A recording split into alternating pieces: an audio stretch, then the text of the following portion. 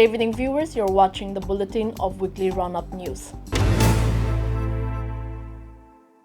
As the war situation continues to make headlines concerning Israel, in the early hours of today, Israel's military spokesperson revealed a concerning development in which Iran launched over 300 drones, ballistic missiles, and cruise missiles in what was described as an unprecedented revenge mission. However, a staggering 99% of them were intercepted, marking a significant strategic success for Israel. Rear Admiral Daniel Hagari detailed the extent of the attack, noting the firing of 170 drones, 30 cruise missiles, and over 120 ballistic missiles by Iran.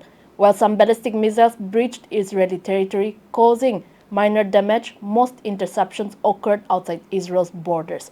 This attack, occurring less than 2 weeks after a suspected Israeli strike in Syria, marked the first direct military assault on Israel by Iran. President Joe Biden confirmed U.S. assistance in intercepting nearly all incoming drones and missiles, pledging to convene allies for a unified response. International condemnation swiftly followed, urging Iran to cease actions to avoid further escalation. On Monday, Prime Minister Narendra Modi highlighted the transformative journey of the Northeast under BJP governance, emphasizing a shift from abandonment to abundance. Over the past decade, 11 peace agreements have been signed, leading to integration of over 9,500 insurgents into the mainstream. With a reduction of 71% in insurgency-related incidents and withdrawal of the Armed Forces Special Powers Act from most parts, there's evident progress. The government's commitment to resolving conflicts, evident in Manipur's case, has led to a marked improvement in the state.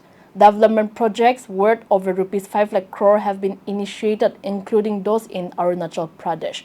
The center is actively engaged in peace talks with Naga groups, aiming for a successful conclusion soon. On Tuesday, the Nagaland Medical Students Association demanded transparency in recruiting medical officers, highlighting the omission of MO post in a recent advertisement by the Nagaland Public Service Commission. With over 183 sanctioned MO posts currently filled by contract doctors, there's an urgent need for recruitment, especially considering the state's doctor shortage ratio of 1 doctor for every 4,056 people. NMSA emphasizes the plight of over 250 medical graduates awaiting equitable opportunities and opposes the creation of a specialist cadre for NPSC recruitment. They suggest reorganizing specialist doctors from primary health centers and community health centers to district hospitals to address the shortage effectively. Additionally, NMSA calls for the inclusion of all 22 seats occupied by in-service doctors at Nagaland Institute of Medical Science and Research in the recruitment process. They have urged the government and stakeholders to ensure a transparent recruitment process to prevent any further erosion of the healthcare system in Nagaland.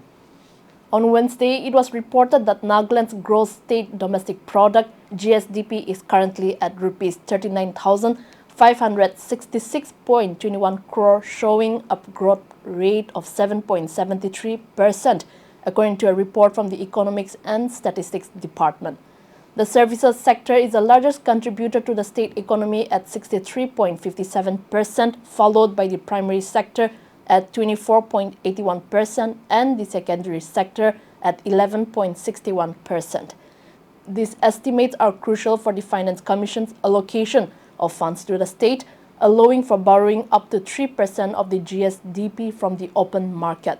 The state's per capita income, a measure of living standards, stands at Rs 1,57,641, surpassing the All India PCI of Rs 98,374. Meanwhile, the Nagaland Baptist Church Council's Clean Election movement urges voters to vote consciously by fearing God and exercising God-given ability to choose right from wrong for the upcoming Lok Sabha election on April 19. Dr. Vilo Naleo, the CEM convener, emphasizes the ideological clash for democracy's survival in India, highlighting the rise of Hindu majoritarianism and religious vigilantism. He criticizes the central government's adoption of Hindutva ideology and its crackdown on dissent, citing examples of intolerance and political harassment. Naleo expresses concern over the suspension of the free movement regime along the Myanmar border and the extension of the Disturbed Areas Act in Nagaland. He has urged upon citizens to vote for morally upright representatives and stand against any government inciting riots and vandalism. On Thursday, Nagaland Chief Minister Rio reassured Nagas amid claims of religious freedom being at risk under the Modi-led government. Addressing an election rally, Rio emphasized the constitution's safeguarding of religious freedom under Article 25. He urged Nagas not to isolate themselves as Christians, highlighting Modi's inclusive approach toward all religions. Rio has affirmed the commitment of regional parties NDPP and NPF to protect Naga culture. He has criticized the Congress, recalling past presidents' rule and lack of progress on the Naga issue. Rio has expressed confidence in the victory of the PDA consensus candidate and hope for peaceful elections in Nagaland. Rio also predicted the return of NDA government with Modi as Prime Minister, highlighting the economic progress under Modi's leadership. On Friday, the Election Commission is stepping up security measures in Arunachal Pradesh for the upcoming elections on April 19. With 10 additional companies of Central Armed Police Forces being deployed, a total of 8,000 security personnel will be stationed across the state. This marks the highest ever deployment of security personnel for elections in Arunachal Pradesh, aimed at ensuring confidence and security among the populace. In addition to bolstered security, the EC is implementing measures like webcasting at all polling stations and appointing micro-observers for critical areas.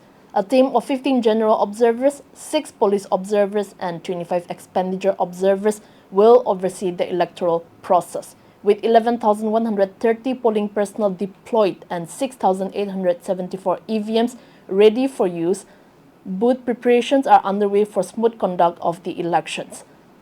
As Nagaland gears up for the urban local bodies election, municipal and town councils have unveiled the final publication of the electoral roll.